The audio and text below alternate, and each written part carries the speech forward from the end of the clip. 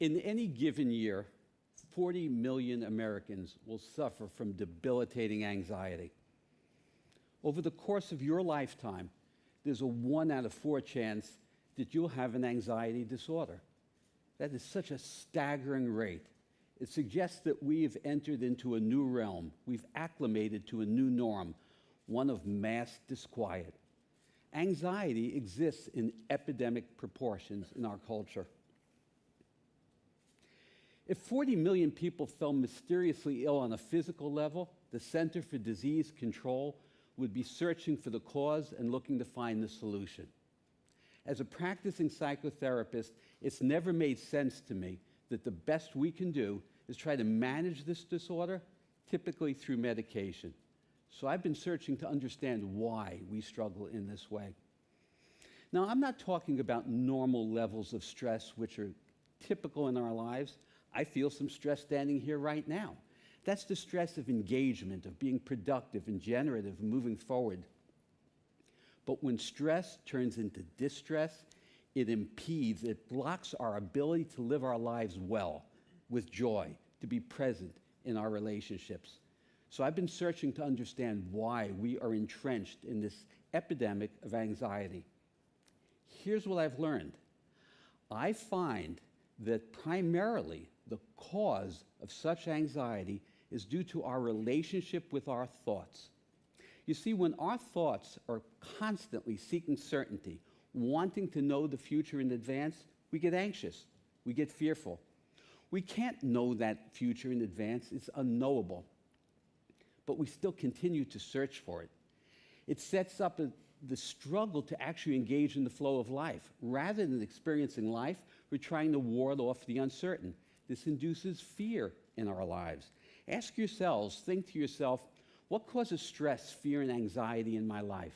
Does it have something to do with my need to know the future?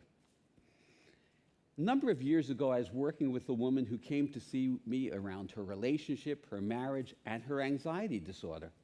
She shared with me that she was unhappily married in a loveless marriage. Her husband had refused marriage counseling, and she said they were very disconnected and conflicted. They were both financially independent, and they had no children. So I asked her, why do you continue to stay married? She shared that it was around her uncertainty about who would I be if I got divorced? What would my life be like if I were not married? I was incredulous at first because the known in her life was setting up such despair, such anguish, such depression, and such anxiety.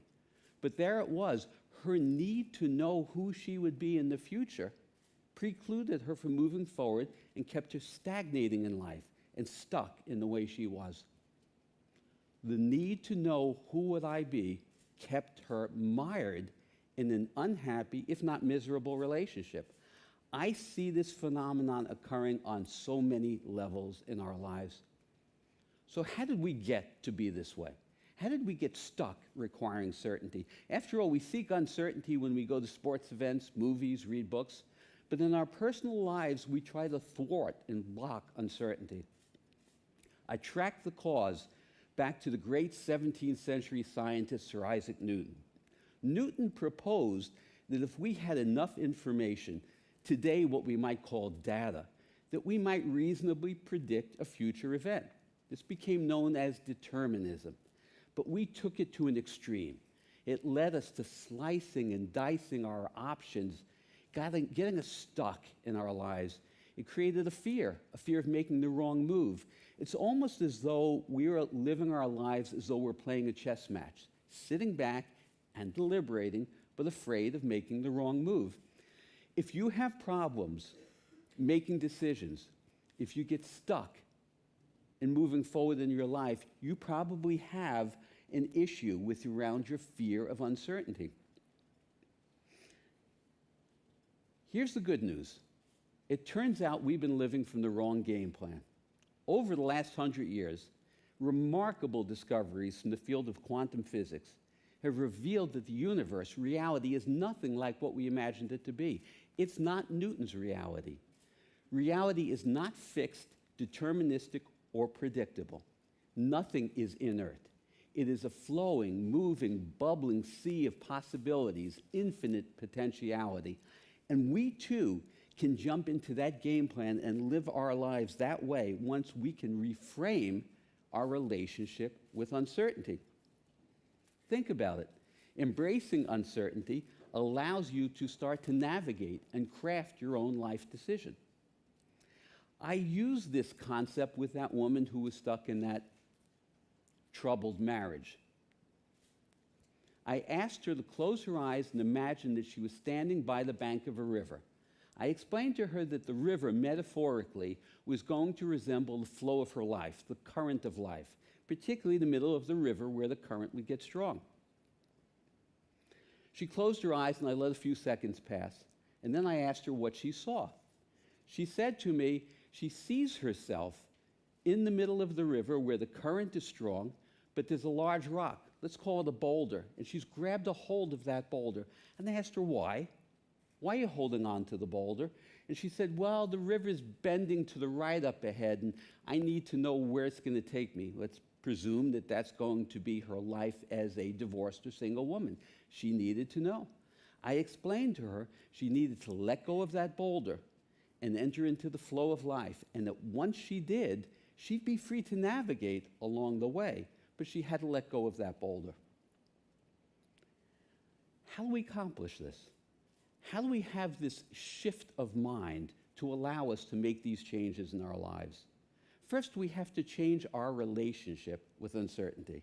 You know, typically what we fear, we resist. We go like this. We push it away. And when we do that, it emboldens it. It makes it greater. It makes us more anxious. Paradoxically, what we need to do is invite what we fear in. When you invite it in this case, invite uncertainty in, the fear starts to dissipate. It starts to retreat. Think of it this way. If reality is uncertain and we cling to seeking certainty, we're going to dysfunction. We need to change our game plan of how we engage life. Next, think about your relationship with your thoughts. If you still see your thoughts are seeking certainty, you need to notice those thoughts. Try to release them. Essentially, see the thought, but don't become the thought. If you don't become that thought, you can release it. Because the moment you have a thought, the thought summons up the accompanying emotion. They work in tandem. So if you have a thought seeking certainty, you're going to feel fearful. You're going to feel anxious. In the nanosecond between your thoughts, you exist in a state of pure potential. That's the universal reality. But if you keep having thoughts that are seeking certainty, garnering fear, you're never going to transcend anxiety. The most important relationship you will ever have in your life isn't with your parents. It isn't with your children. It's not with your spouse. The relationship that's going to impact you far more than any other relationship you have ever had is with your thoughts. You need to learn to choose them with care. Turn your thoughts into your ally. When you do that, you can begin to write the script of your own life. Think of it this way.